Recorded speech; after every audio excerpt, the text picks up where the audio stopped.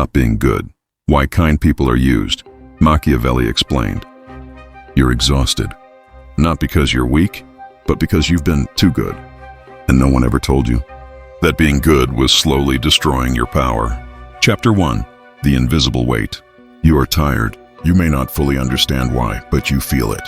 It feels like an invisible weight pressing down on your shoulders, as if it's your responsibility to keep everything balanced, to avoid conflict, to always be kind, understanding, polite.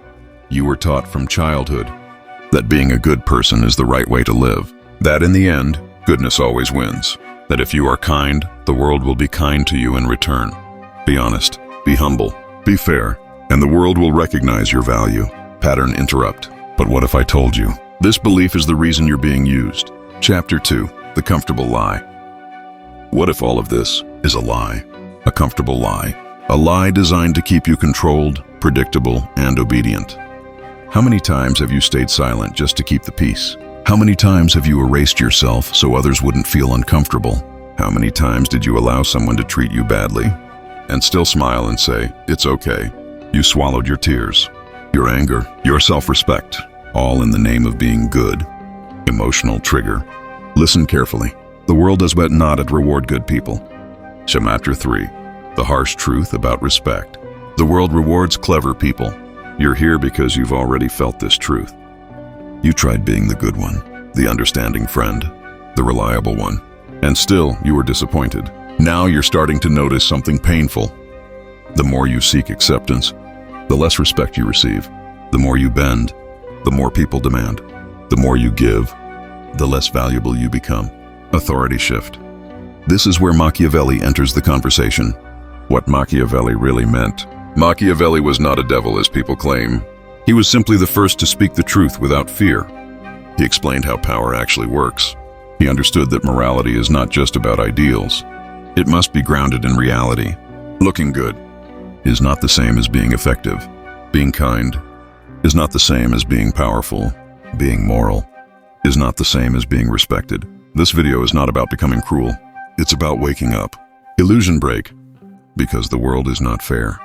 And pretending it is will cost you everything. Why good people are forgotten. The world doesn't run on kindness. It runs on usefulness. Machiavelli understood this centuries ago. That's why he wrote The Prince. One of the hardest lessons is this.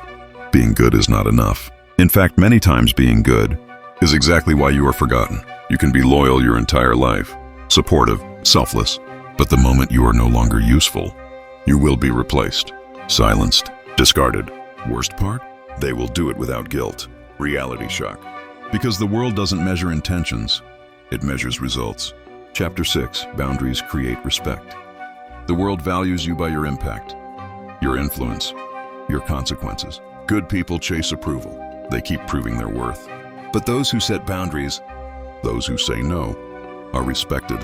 Why? Because blind kindness looks like weakness. Those who never resist are never seen as a threat. And those who aren't a threat are never taken seriously. They become resources, not individuals. Machiavellian principle. Respect begins where consequences exist. Chapter 7. Fear versus love. Machiavelli said, a leader should not seek to be loved, but feared if forced to choose. Not terror, consequence. Respect comes when people know they cannot crush you without response.